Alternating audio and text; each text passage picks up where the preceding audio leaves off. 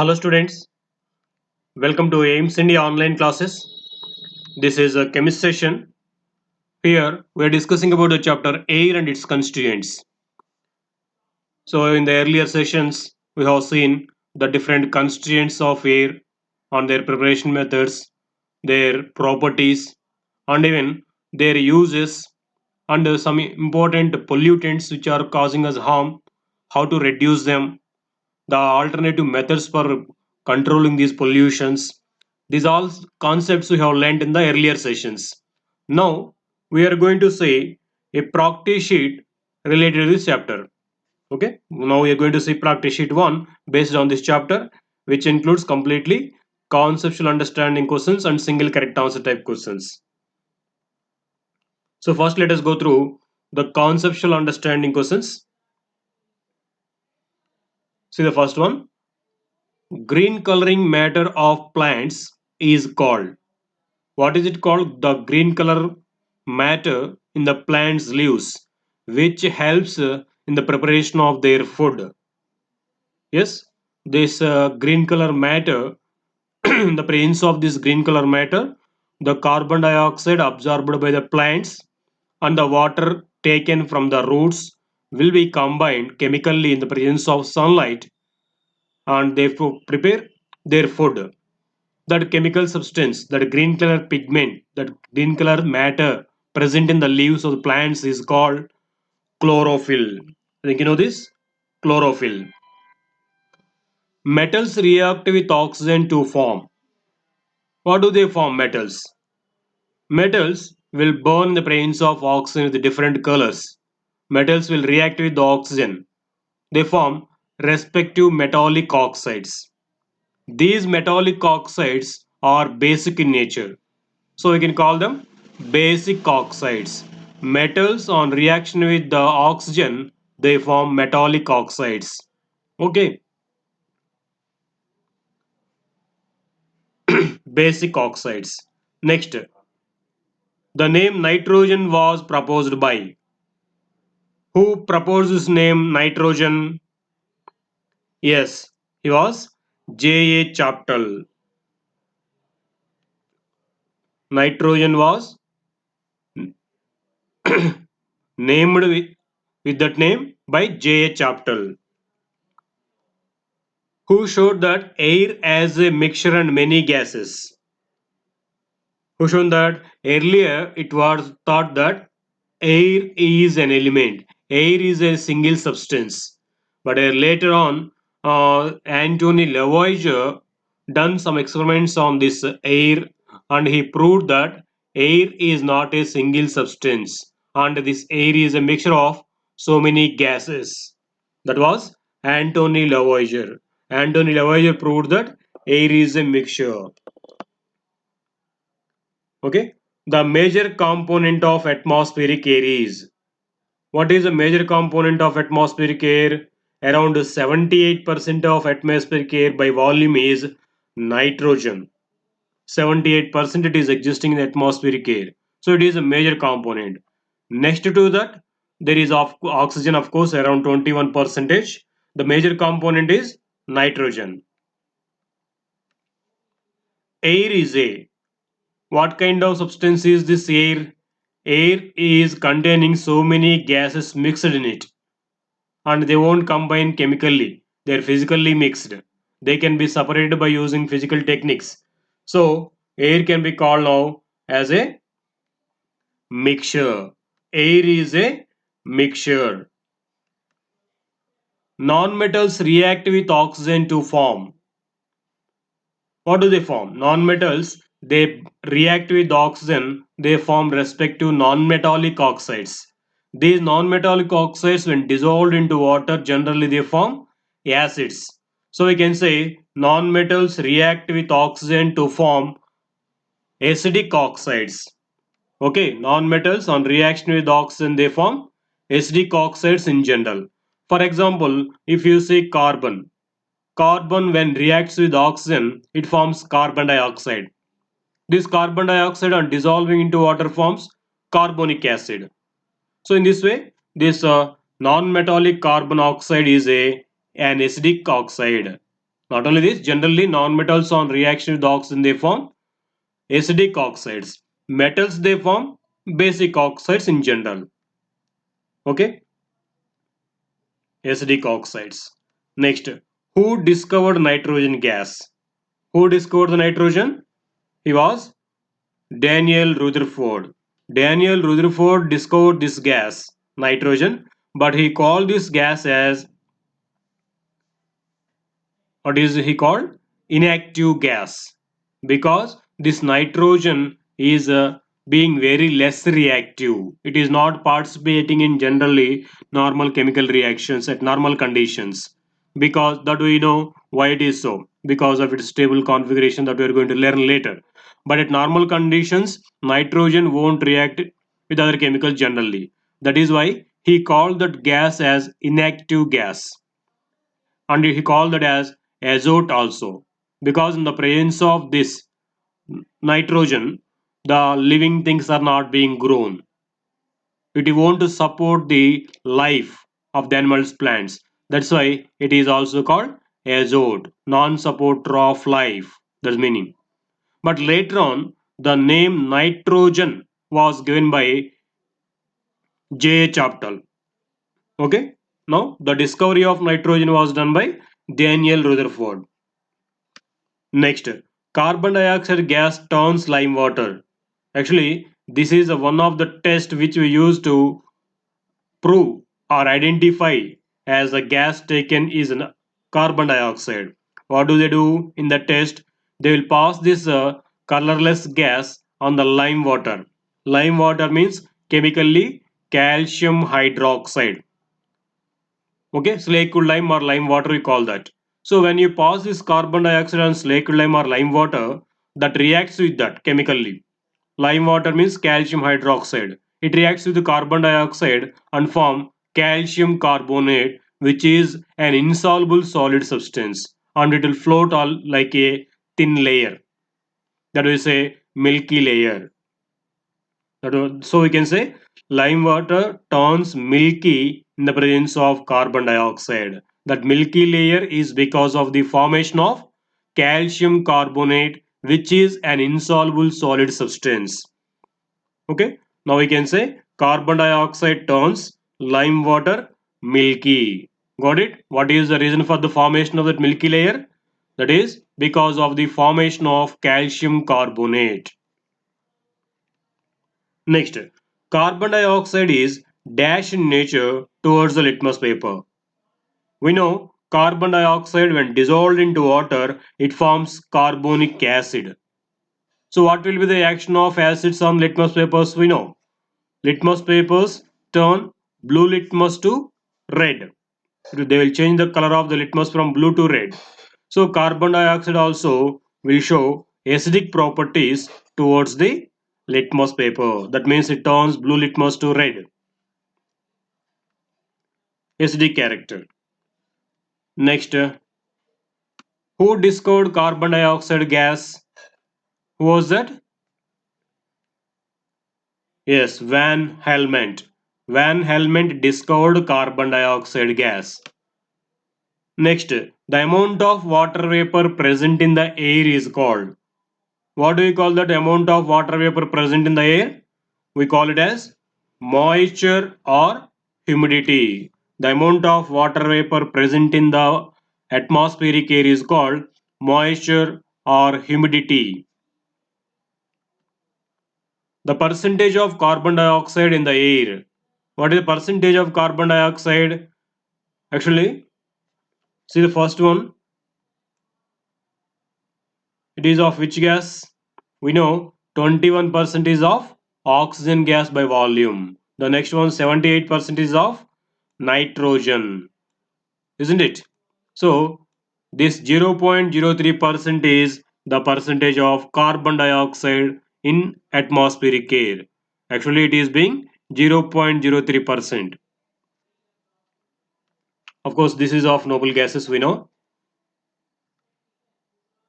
So 0.03% carbon dioxide is present in the atmospheric air by volume.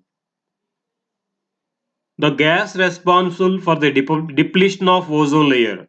What is this ozone layer? Where it is existing? In the atmosphere, there are different layers. The layer which is very nearest to the Earth's surface, where we are living, and where these all gases are present, is called troposphere. In this troposphere only, all the gases like oxygen, carbon dioxide, nitrogen, these all gases are being existing, and hence the living things are able to survive in this troposphere only. The next layer of atmosphere, the two troposphere, is a stratosphere. In this stratosphere, even though the living things are not able to survive, but there existing certain gaseous layer. That gas is called ozone. So the main purpose of this ozone layer is it will protect us from the harmful radiation emitted by the sun. Actually, sun emitting different kinds of radiations. Out of those, there are certain harmful radiations also, like UV radiation, ultraviolet radiation we call it. So if it reaches the earth directly, the living things in that area will be affected and they'll get severe diseases also because of that. But it is not happening because that ozone layer filter these harmful radiation. It will reflect back these harmful radiations and it will allow only the radiation which is harmless to us, that will reach that surface, so we are able to survive. So that is a major importance of ozone layer. But what is happening nowadays, we are using so many electronic appliances like micro ovens and refrigerators, ACs, air conditions, these all we are using. From these electronic appliances, certain gases are being released out which are called chlorofluorocarbons. Chlorofluorocarbons means simply they are called CFCs. CFCs. So here, this is CFCs, chlorofluorocarbons we call them. So these gases they do not mix with other gases and they do not dissolve into water also. The water vapor present in atmosphere they won't dissolve. So what happens then? As these gases are being lighter, they move up and up in the atmosphere and reaches this ozone layer. There they will react with the ozone and they change into other chemical form. Now in that area, ozone will be disappeared, their holes appears in the ozone layer. Through that holes, this UV radiation reaches directly the Earth's surface and those people and living things living in that area will be affected by these harmful ultraviolet radiations. Now the point here is this ozone layer is being depleted or being damaged by the gases called chlorofluorocarbons. That means simply CFCs. Okay. Next, who discovered the noble gases? Here, two great scientists they have discovered these noble gases in the 19th century. They were William Ramsay and Lord Rayleigh. These two together they have discovered these inactive gases present in the atmosphere. Those are noble gases. So who are those two? William Ramsay and Lord Rayleigh. So here we get both A and C. Next, single correct answer type questions. Let us see here. Rusting of iron takes place due to the presence of. Yes. How iron articles get rust? If we keep iron articles certain in the outside for few days or few months, then after few days we observe certain brown color powdery substance formation on the surface of these iron articles. That is rust. This is formed because of this reaction of iron with atmospheric oxygen in the presence of moisture. So, to get rust for the iron particles, oxygen and moisture, these two are needed. So, oxygen and water vapor in the air, these two will help the iron to in becoming rust. So the chemicals or the substances needed for the rusting of iron are oxygen and water vapor. So for controlling rust, we have to keep these away from the iron by different methods. So composition of air, how does it will be? Whether it changes or fixed. We know the composition of air will be varying from one place to another place based upon the conditions in that place. For example, if you say forest area, in the forest area we know there will be more trees. So they absorb a large amount of carbon dioxide and hence pure air will be available, nitrogen and oxygen. The quantity of oxygen will be more in that area because plants release oxygen gas.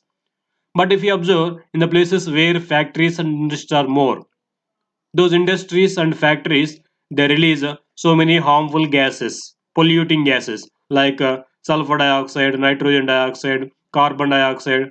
These all gases will be produced more. So in that area, the composition will be different. In this way, the composition of air varies from one place to another place.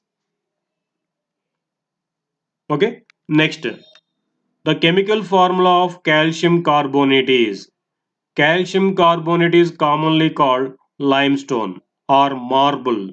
It is the carbonate of calcium. It can be given the formula CaCO3. Where is it? Yes, here. The CaCO3 is a chemical formula of calcium carbonate. Next, identify the gas which is odorless, colorless, and supports combustion. Actually, there are so many gases with no odor and no color. Because if you say nitrogen, carbon dioxide, oxygen, water vapor, these all are having no odor, no color actually. But they are given one more hint here about the gas, that is, it supports combustion. In the atmospheric air, only one gas is there which supports combustion. What is that? Yes, it is oxygen. Oxygen is a odorless, colorless, and supporter of combustion. In the presence of this oxygen gas only, most of the fuels are being burnt. For the combustion of almost all the fuels, oxygen gas is necessary. Next, the element which can react with oxygen to form basic oxide is generally we know metals on reaction with oxygen they form metallic oxides which are basic in nature, and non-metals react with oxygen and form non-metallic oxides which are acidic in nature. If you see in the first three options carbon, sulfur, phosphorus, these on reaction with oxygen they form non-metallic oxides which are acidic in nature. For example, if you see carbon, what will it form? On burning in the presence of oxygen, that form carbon dioxide which is an acidic oxide.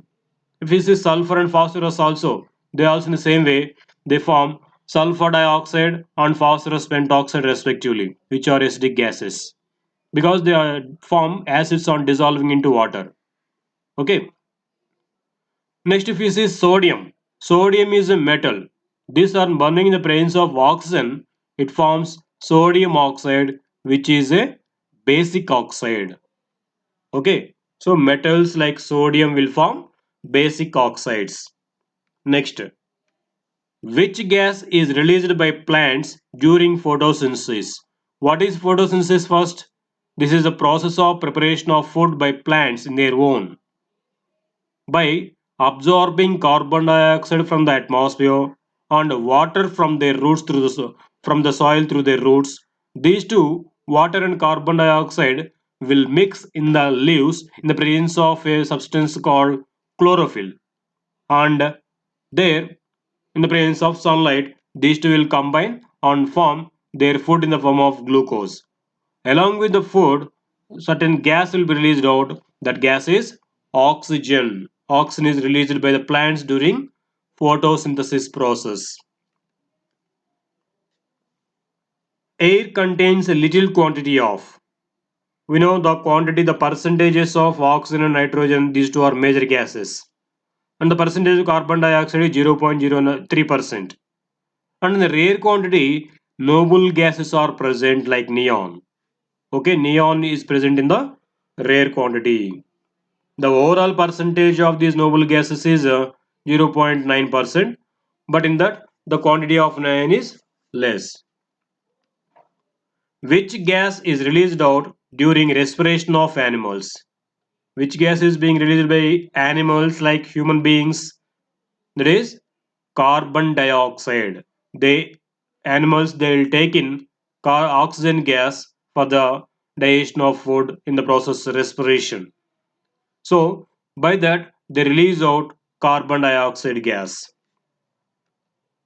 Okay. Next, the percentage of noble gases in the atmospheric air is, yes, just now I have told the percentage of noble gases in the atmospheric air is around 0.9 or 0.94 percentage, whereas 78 is for nitrogen, 0.03% is for carbon dioxide, and 21% is of oxygen we know. Okay. Next, carbon dioxide gas is, some properties of carbon dioxide are given. Identify which is correct regarding that. Carbon dioxide is heavier than air. Yes. How do we say whether it is heavier than air or not? So there, the heaviness of the gases is compared based upon their vapor densities. The vapor density of a gas is calculated by taking the formula molecular mass by 2. We know the molecular mass of carbon dioxide is 44. No worry, how to calculate these molecular masses we are going to learn in the higher classes. So molecular mass of carbon dioxide is 44, and if you divide that with 2, we get it as 22. So vapor density of carbon dioxide is 22, whereas the vapor density of the atmospheric air is considered as 14 or 14.4 it is taken. So by taking the average of all the gases, it is found as 14.4, the vapor density of normal air, whereas the vapor density of carbon dioxide is 22. See how heavier it is. So carbon dioxide is a heavier gas than the atmospheric air. Okay, so if you take carbon dioxide gas into a container, we can pour that carbon dioxide just like a liquid down. If you bend the container, slowly carbon dioxide reaches the floor because it is heavier than atmospheric air. Okay, next, in photosynthesis processes, the catalyst is, so the substance which is helping for the photosynthesis process in the plants is chlorophyll. So in the presence of chlorophyll, water and carbon dioxide react together and they form food. So this is happening in the presence of chlorophyll. So it is considered as catalyst. Next, which gas is used in the fire extinguishers? Yes, we know the gas which won't support combustion and which is a little heavier. That gas is used in fire extinguishers. That is carbon dioxide. Carbon dioxide gas is used in the fire extinguishers. Next, the chemical formula of glucose is, yes, this is formed in the photosynthesis process as a food for the plants. That is C6H12O6. Okay, this is the formula of glucose. Next, the gas which protects the earth from UV radiation. Yes, we discussed in the earlier questions about this gas which is present in the second layer of atmosphere, that is ozone.